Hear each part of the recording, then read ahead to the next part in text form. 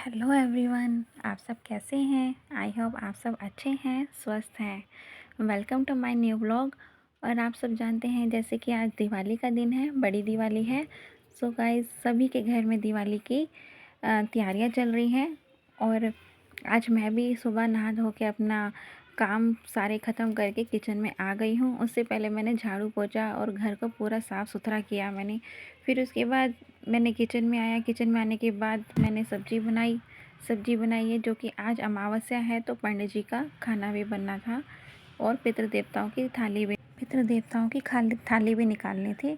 So guys, फिर मैंने उसके बाद सब्ज़ी बना दी थी, आटा गूँध दिया था और खीर बना ली थी। खीर मेरी मम्मी जी ने बनाई थी, जो कि वो मुझसे पहले भी जल्दी उठ गई थी। तो यहाँ पर पंडित जी आ चुके हैं। फिर उसके बाद मैंने जो आपको लास्ट वीडियो में दिखाया था सामान, जो मैं पूजा पाठ का लेके आई थी, वो सारा सामान मैंने पंडित जी के आगे रख दिया, जो जो उन्होंने मंगाया था।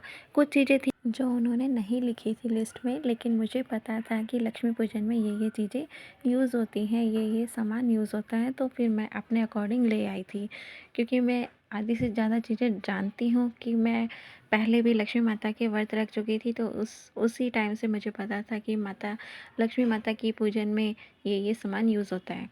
फिर उसके बाद मैंने चरणामृत बनाना शुरू किया, और वो बहुत ही अच्छा, बहुत ही टेस्टी बना था। मतलब टेस्टी क्या, माता रानी का प्रसाद था, तो वैसे ही भोग लगने के बाद तो हर प्रसाद अपने आप में ही स्वादिष्ट हो जाता है। और दोस्तों, हर दिवाली पर हम लक्ष्मी माता का पूजन खुद से करते ही हैं, लेकिन अगर पंडित जी के द्वारा हो जाए लक्ष्मी पूजन तो बहुत ही शुभ होता है, बहुत ही अच्छे तरीके से हम पूजा कर पाते हैं। जो चीज़ें हमें नहीं भी पता होती हैं, वो भी हम पूरे सही तरीके से कर सकते हैं। और दिवाली वाले दिन हवन हो जाए, घर में पूजा पाठ हो जाए, तो बहुत ही अच्छा होता है। फिर मैं साथ ही साथ पंडित जी से बहुत सारी ज्ञान की बातें भी करती हूँ, पूछ लेती हूँ उनसे बहुत सारी चीज़ें जो हमें नहीं पता होता है, कि हमें हर दिन कैसे पूजा करनी होती है, कौन से व्रत करें हम अपने अकॉर्डिंग, भाई जो हमें सही रहे। फिर उन्होंने मुझे उन बहुत सारी बातों में एक ये बात भी थी कि हमें गणेश जी का जो चित्र है, जो मूर्ति है, वो अपने मुख्य द्वार पर नहीं लगाना चाहिए। फिर पंडित जी ने गणेश लक्ष्मी जी को ऐसे शुद्ध किया, पहले गंगा जल से और फिर चरणामृत से स्नान करा के फिर उन्हें स्थापित किया। फिर मैंने यहाँ बाहर आकर आम के पत्तों की बिंदवार लगाई, जो कि पंडित जी ने दी थी।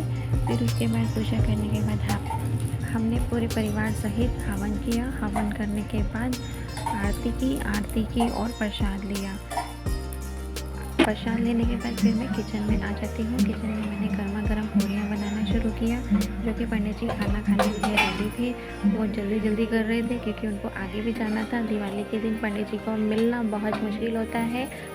और फिर मैंने पहले ही गेहूँ घास निकाला। फिर गेहूँ घास निकालने के बाद पंडित जी का खाना लगाया। खाने में मैंने आलू टमाटर की सब्ज़ी, खीर, पूरी ये सब बनाया था। फिर सबको खिलाया। सबको खाना खिलाने के बाद फिर मैंने घंटे 2 घंटे बाद जहाँ माता रानी का दरबार लगाया हुआ था, वहाँ से थोड़ा सा क्लीन किया, क्योंकि शाम की पूजा भी करनी थी और हवन होता है तो मैसे हो ही जाता है। फिर उसके बाद पूजा का समय हो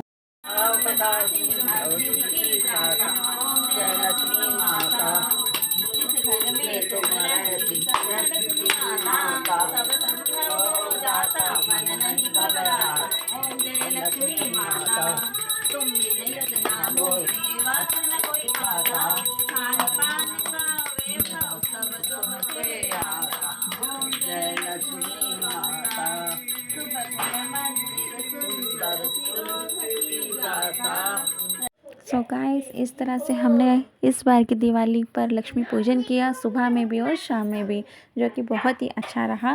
और यहाँ पर हमने दियों के साथ 1-2 फ़ोटो क्लिक की है, मैंने, बच्चों ने। सो हमें बहुत ही अच्छा लगा। और गाइस, प्लीज़ मेरे चैनल को सब्सक्राइब करें, लाइक करें एंड शेयर करें।